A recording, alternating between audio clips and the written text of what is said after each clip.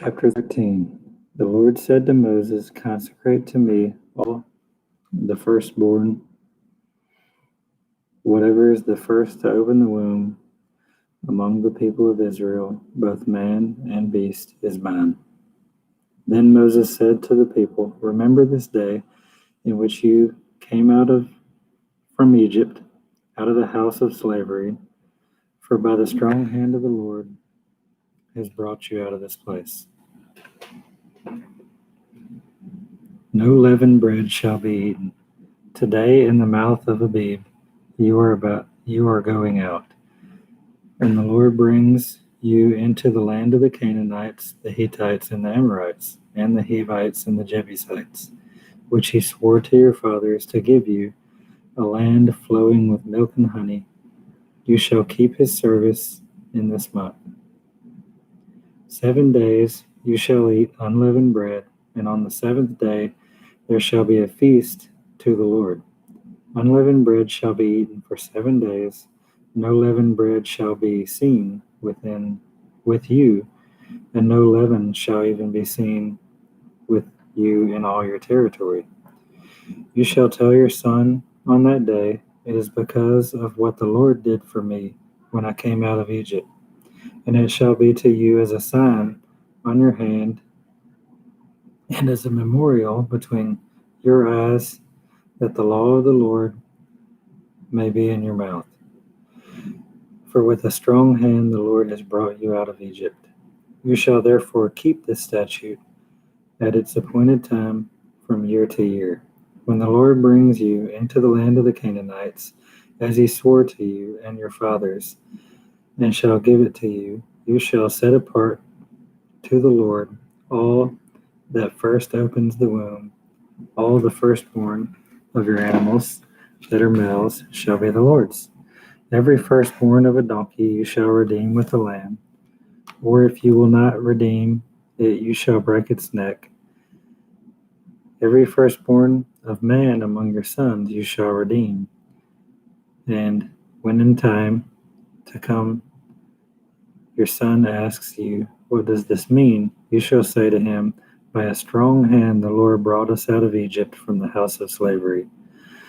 For when Pharaoh stubbornly refused to let us go, the Lord killed all the firstborn of the land of Egypt, both the firstborn of man and the firstborn of animals. Therefore I sacrifice to the Lord all the males that first open the womb, but all the firstborn of my sons I redeem. It shall be as a mark on your hand or frontlets between your eyes, for by a strong hand the Lord brought us out of Egypt." When Pharaoh let the people go, God did not lead them by way of the land of the Philistines, although that was near. For God said, "Lest the people change their minds when they see war and return to Egypt." But God led the people around by way of the wilderness toward the Red Sea. And the people of Israel went up out of the land of Egypt, equipped for battle.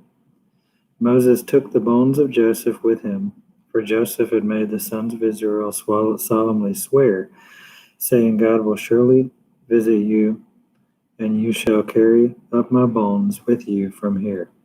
And they moved on from Succoth and encamped in Etham, on the edge of the wilderness. And the Lord went before them by day in a pillar of cloud to lead them along the way, and by night a pillar of fire to give them light, that they might travel by day and by night. The pillar of a cloud by day and the pillar of fire by night did not depart from before the people. Chapter 14. Then the Lord said to Moses, "Tell the people of Israel to turn back to encamp in front of Pi-haroth, between Migdol and the sea, in front of Baal-Zephon.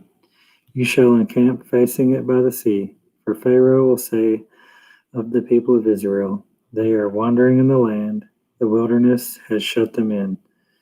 And I will harden Pharaoh's heart, and he will pursue them, and I will get glory over Pharaoh and all his hosts, and the Egyptians shall know that I am the Lord." And they did so. When the king of Egypt was told that the people had fled, the mind of Pharaoh and his servants was changed towards the people, and they said, "What is this? What is this that we have done? That we have let Israel go from serving us?" So he made ready his chariot and took his army with him, and took 600 chosen chariots and all the other chariots of Egypt with officers all over them. And the Lord hardened the heart of Pharaoh, king of Egypt, and he pursued the people of Israel, while the people of Israel were going out defiantly. The Egyptians pursued them, all Pharaoh's horses and chariots, and his horsemen and his army, and overtook them, and camped at the sea of Piharoth in front of Baal-zephon. When Pharaoh drew near, the people of Israel lifted up their eyes, and behold, the Egyptians were marching after them, and they feared greatly. And the people of Israel cried out to the Lord. They said to Moses, "Is it because there are no graves in Egypt that you have taken us away to die in the wilderness? What have you done to us, bringing us out of Egypt? Is not this what we said to you in Egypt? Leave us alone that we may serve the Egyptians. For it would have been better for us to serve the Egyptians than to die in the wilderness."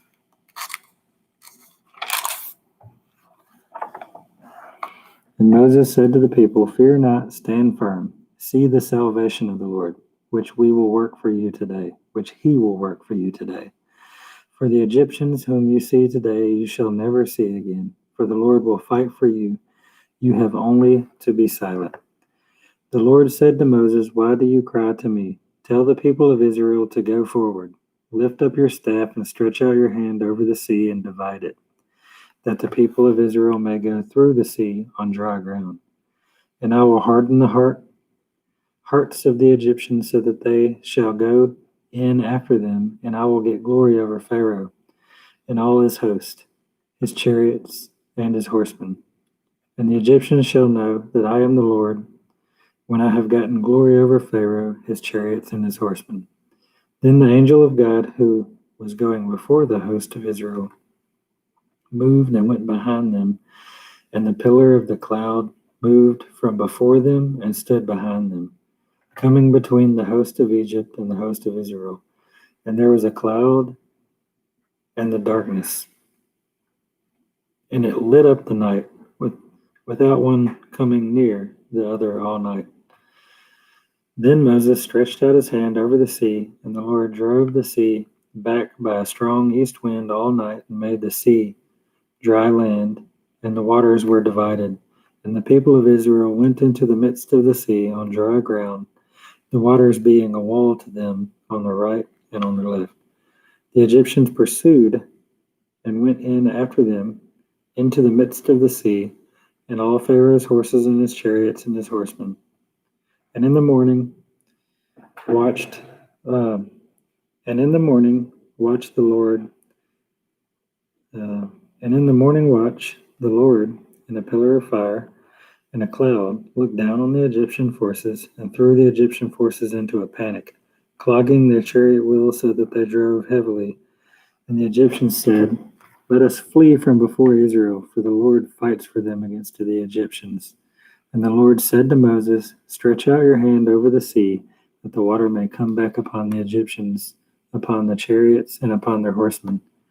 So Moses stretched out his hand over the sea, and the sea returned to its normal course. When the morning appeared, and the Egyptians fled into it, the Lord threw the Egyptians into the midst of the sea. The waters returned and covered the chariots and the horsemen of all the host of Pharaoh that had followed them into the sea. Not one of them remained.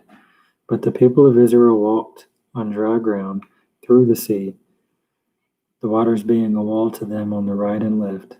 Thus the Lord saved Israel that day from the hand of the Egyptians, and Israel saw the Egyptians dead on the seashore. Israel saw great power that the Lord used against the Egyptians. So the people feared the Lord, and they believed in the Lord and in his servant Moses. The song of Moses. Then Moses and the people of Israel sang this song to the Lord, saying, "I will sing to the Lord, for he is triumphed gloriously. The horse and the rider have been thrown into the sea.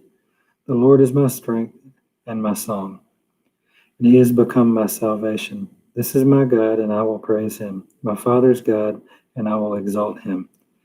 The Lord is a man of war, the Lord is his name. Pharaoh's chariots and his hosts he cast into the sea, and his chosen officers were sunk into the Red Sea. The floods covered them, they went down into the depths like a stone. Your right hand, O Lord, glorious in power, your right hand, O Lord, shatters the enemy. In the greatness of your majesty, you overthrow your adversaries. You send out your fury, it consumes them like stubble. At the blast of your nostrils, the waters piled up. The floods stood up in a heap. The deeps congealed into the heart of the sea. The enemy said, I will pursue you. I will overtake you. I will divide the spoil. My desire shall have its fill of them. I will draw my sword. My hand shall destroy them. You blew with your wind. The sea overcame them. They sank like lead in the mighty waters. Who is like you, O Lord, among the gods? Who is like you, majestic in holiness, awesome in glorious deeds, doing wonders? You stretched out your right hand, the earth swallowed them. You have led in your steadfast love the people whom you have redeemed. You have guided them by your strength in your holy abode. The people have heard, they tremble. Pangs have seized the inhabitants of Philistia. They are the chiefs of Edom dismayed. Trembling seizes the leaders of Moab. All the inhabitants of Canaan have melted away. Terror and dread fall upon them because of the greatness of your arm. They are still as a stone. Till your people, O Lord, pass by, till your people pass by whom you have purchased. You will bring them in and plant them on your own mountain. You place, O Lord, which you have made for your abode, the sanctuary, O Lord, which your hands have established. The Lord will reign forever and ever. For when the horses of Pharaoh with his chariot, then Miriam, the prophetess, the sister of Aaron, took a tambourine in her hand, and all the women went out after her with tambourines and dancing. And Miriam sang to them, Sing to the Lord, for he has triumphed gloriously. The horse and the rider he has thrown into the sea. Then Moses made Israel set out from the Red Sea, and they went into the wilderness of Shur. They went 3 days and found no water. When they came to Marah, they could not drink the water of Marah because it was bitter. Therefore it was named Marah. And the people grumbled against Moses, saying, What shall we drink? And he cried to the Lord, and the Lord showed him a log, and he threw it into the water, and the water became sweet. There the Lord made for them a statute and a rule, and he tested them, saying, If you will diligently listen to the voice of the Lord your God, and do what is right in his eyes, and give ear to his commandments, and keep all his statutes, I will put none of the diseases on you that I put on the Egyptians, for I am the Lord your healer. Then they came to Elim, where there were 12 springs of water and 70 palm trees, and they camped there by the water.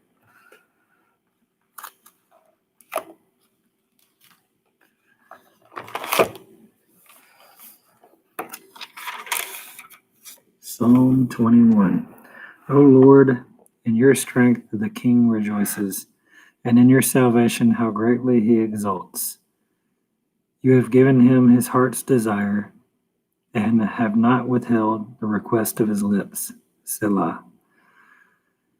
For you met with him with rich blessings. You set a crown of fine gold upon his head. He asked for life. He asked life of you, and you gave it to him. Length of days forever and ever. His glory is great through your salvation. Splendor and majesty you bestow on him. For you make him most blessed forever. You make him glad with joy, the joy of your presence. For the king trusts in the Lord, and through the steadfast love of the Most High, he shall not be moved. Your hand will find out all your enemies. Your right hand will find out those who hate you. You will make them as a blazing oven when you appear. The Lord will swallow them up in his wrath, and fire will consume them. You will destroy their descendants from the earth, and their offspring from among the children of man. Though they plan evil against you, though they devise mischief, they will not succeed. For you will put them to flight. You will aim at their faces with your bow. Be exalted, O Lord. In your strength we will sing and praise your power.